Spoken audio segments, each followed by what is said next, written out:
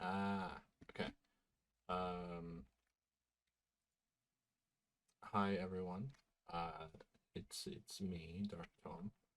I wanted to come at you real quick with a video. I know that this is not the usual type of stuff that I have planned for this channel, but I really just need to talk about these Kshatri-La cards. In case you are not aware, tonight is, oh, what day is it today? It's the 14th of September, which means that as of today, we have gotten these new Kshatrila cards. Obviously, they tied to lore and everything, yada yada yada. I made a very, very rough version of what I thought the deck might look like in the future. Obviously, it's not very optimized at all. I've not put any real effort into it, but I need to talk about these cards. I'm very, very scared of these cards. I think that these genuinely might be the best things in the game right now. So just as an example of a combo, I'm going to just start out with exactly Paraisos. I think that's how it's pronounced. All of these early cards are made by a Wintry gal on Dueling Book, so thank you, Wintry. Big preach, because I would not be able to make this content without you doing this, so thank you. So basically, they got a new field spell. It's the standard field spell spiel. Uh, just activate, search a guy. So we're gonna go for this. And normally you would think, oh, we're gonna search Fenrir because Fenrir fetches everything. No, we're getting Unicorn because we're gonna be able to special summon Unicorn and then use Unicorn's effect to search for any Kshatrila spell. And they got a new spell, which is Kshatrila Papayas. I'm assuming this is how it's pronounced. And what this card does that targets a Kshatrila you control, and then summons another Kshatrila from your deck with a different attribute. So what we're going to do is that we're going to go Papayas, target the Unicorn, and then we're going to summon Fenrir. And as you can see, this is already getting a little bit stupid, but we're going to use Fenrir to search our deck for their new cards. So in case you don't know this about the Visas cards and anything that's tied to Visas, the storyline is that it's like one dude going through different dimensions or whatever to find his alternate universe counterpart, and this is his counterpart in this world. So we're going to search Rise Heart here. And now we're going to take Unicorn and Fenrir and we're going to overlay them for Kshatrila Shangri-La. And what Shangri-La does is that because we're going to have Rise Heart here, I'm sorry, this isn't scripted at all in case it's not obvious. I'm just kind of in a very oh my god mood with these cards. So in case you don't know what Shangri-La does, each time a card is banished face down, you get to make one of your opponent's zones unusable. So, and that's not a once per turn effect either. And also, this card protects itself for some fucking reason.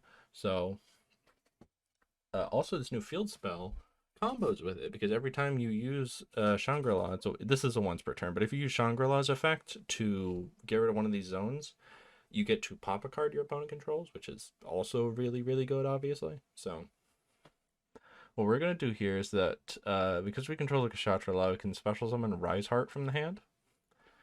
And during the turn that we summon Rise Heart, we can banish a Kshatrila from our deck, and then banish the top 3 cards of our opponent's deck face down.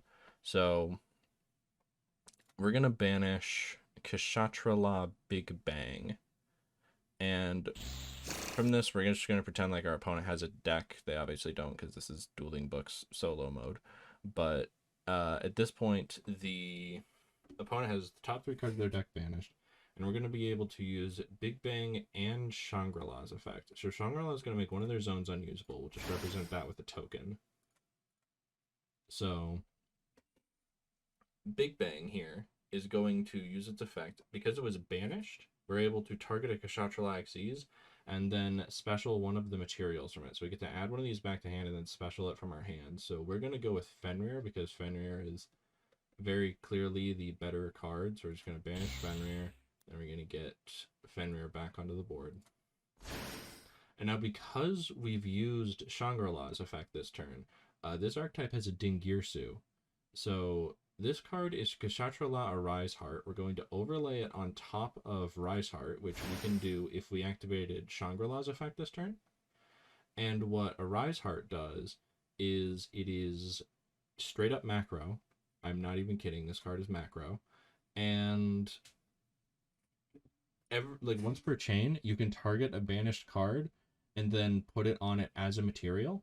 And then you can get rid of 3 materials to banish a card on the field face down. So at this point, our opponent's on 4 zones. We have a macro that's also functioning as a quick effect banish face down.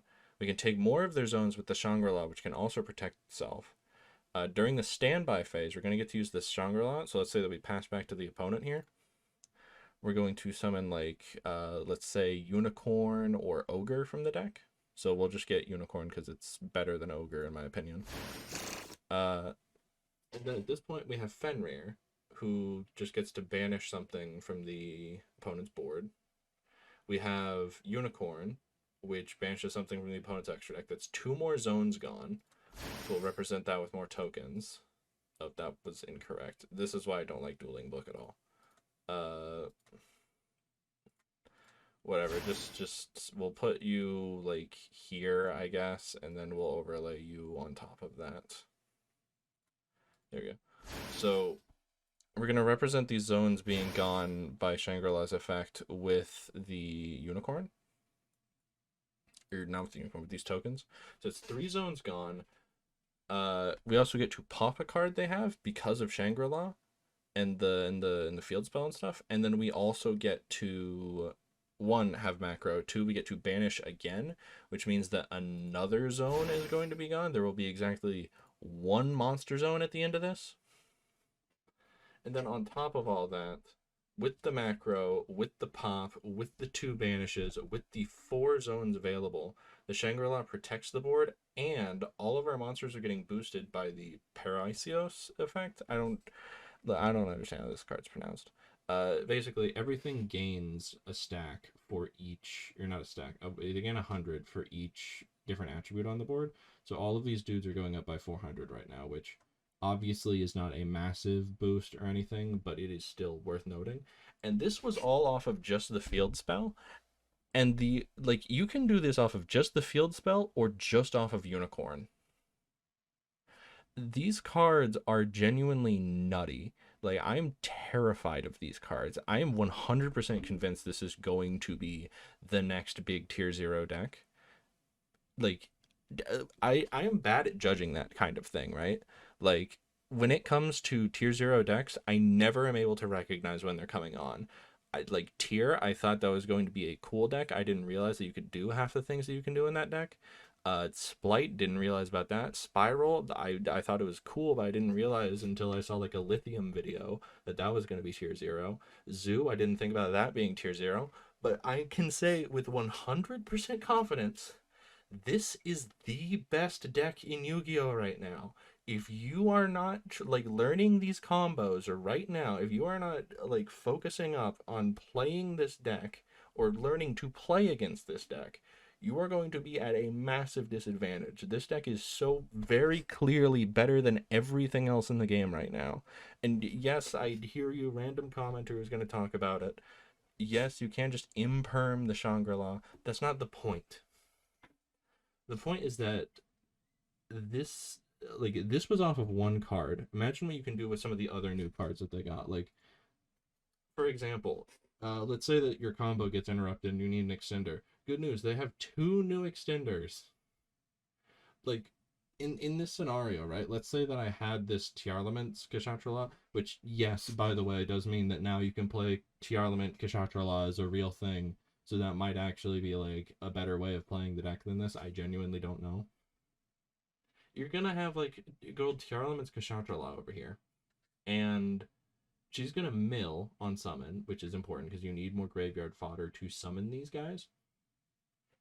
But then on top of that, she's also banishing a card from your graveyard to summon her. So if you were to banish this Poppius or whatever, you could just retrieve the Big Bang or whatever other face down banished not face down banished, whatever like banished Kshatri-Las you have.